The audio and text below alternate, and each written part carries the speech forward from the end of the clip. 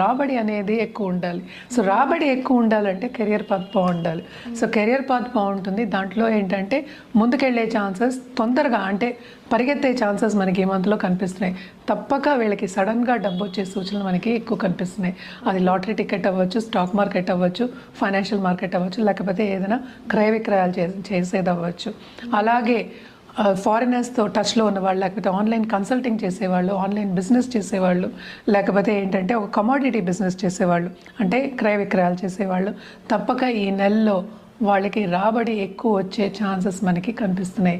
అలాగే మనం చూసాము అంటే 10th లార్డ్ కూడానే ఉన్నారు, 10th ఏమో 9th లార్డ్ ఉన్నారు. సో తప్పక ఏంటంటే ప్లస్ పాయింట్స్ వీళ్ళకి చాలా కనిపిస్తున్నాయి. అండ్ ఆల్సో అదృష్టవంతులనే చెప్పాలి, వీళ్ళు కూడాను బాగుంటుందని చెప్పాలి.